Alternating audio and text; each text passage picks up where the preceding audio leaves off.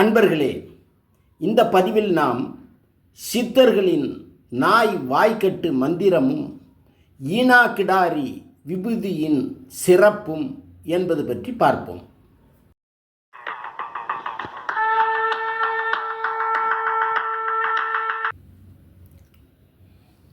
இன்றைய சூழலில் தமிழ்நாட்டில் தெருநாய் தொல்லை என்பது மிகவும் அதிகரித்து வருகிறது. நாய்க்கடியால் அல்லல் படுவோர் எண்ணிக்கையும் அதிகரித்து வருகிறது. இது சார்ந்த வழக்குகள் நீதிமன்றத்தின் கதவுகளை தட்டுவதும் அதிகரித்து வருகிறது. இந்த நிலையில் ஒருவர் தன்னை நாய் குறைப்பதில் இருந்தும் அதனிடம் கடிபடுவதில் இருந்தும் பாதுகாத்து கொள்ள செய்ய வேண்டியது என்ன என்பது பற்றி நமது தமிழ் சித்தர்கள் பஞ்சபட்சி மாந்தரீகத்தில் கூறியுள்ளவைகள் பற்றி இங்கு பார்ப்போம்.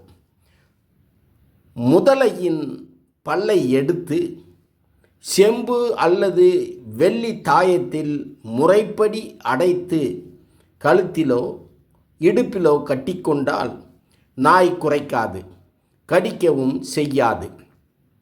ஆனால் முதலையின் பல் கிடைப்பது அவ்வளவு எளிதான காரியம் இல்லை.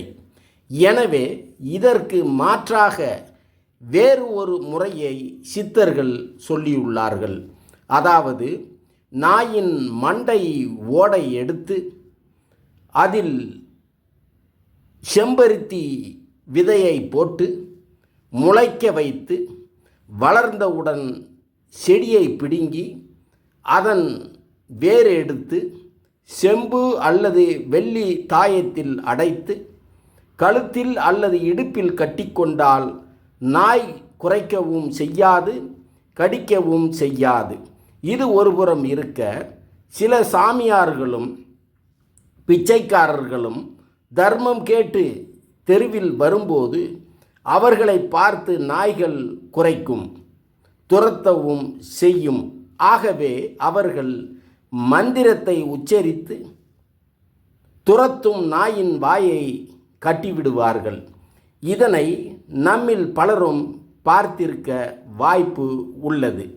நாய் கடித்து விடும் என்ற நிலையில் நாய்க்கு வாய்க்கட்டு போடப்படுகிறது.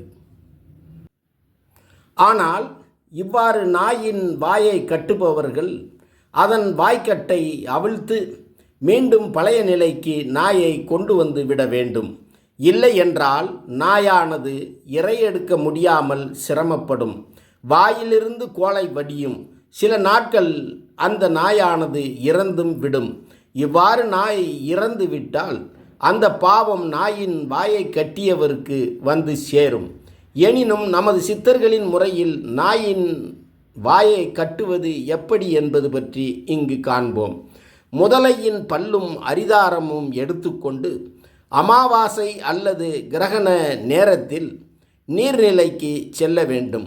அங்கு இறையமர்வு செய்து வெற்றிலை, பாக்கு, பழம், தேங்காய் வைத்து முறையாக படையலிட்டு அதில் முதலை பல்லையும் அரிதாரத்தையும் சேர்த்து வைத்து வணங்கிவிட்டு இடுப்பளவு நீரில் இறங்கி நின்று உரிய மந்திரத்தை முறைப்படி உருபோட்டு சித்தி செய்து முடித்தவுடன் முதலை பல்லையும் அரிதாரத்தையும் எடுத்து சேர்த்து ஒன்றாய் முடிந்து உடம்பில் அணிந்து கொண்டு தேவைப்படும் போது நிலத்தில் இருந்து சிறிது மண் எடுத்து உரிய மந்திரத்தை சொல்லி நாயின் மேல் போட அந்த நாய்க்கு வாய் கட்டிவிடும். அந்த நாயால் குறைக்க முடியாது, உருமும், கோலை வடிக்கும், இறை எடுக்காது, கண்கள் குத்திட்டு நிற்கும். அதுபோல் தேவைப்படும் நேரத்தில் உரிய மந்திரம் முறையாக சொல்லி சிறிது மண் அல்லது திருநீர் எடுத்து வாய் கட்டப்பட்ட நாயின் மீது போட வாய்க்கட்டு அவிழ்ந்துவிடும். நமது தமிழ் சித்தர்களின் வழி நின்று அட்டகர்ம தொழில் செய்யும் பஞ்சபட்சி மாந்திரிகர்கள் தங்களின் பூசை பயன்பாட்டிற்கு ஈனா கிடாரி சாணியை எடுத்து அதனை தீயில் இட்டு சாம்பலாக்கி அதிலிருந்து எடுக்கும் திருநீற்று சாம்பலையே பயன்படுத்தி வந்தார்கள். ஈனாக்கிடாரி சாணிக்கு என்று தனி சிறப்பு உண்டு. ஈனாத பசு இறையாற்றல் நிறைந்தது. இதன் சாணியில் இருந்து எடுக்கப்பட்ட திருநீற்று சாம்பலை உடம்பில் அணியும் ஒருவருக்கு அனைத்து வினைகளும் விலகும். மந்திர உரு போடாமலேயே பல பிரச்சனைகளை தீர்க்கக்கூடியது இந்த திருநீறு.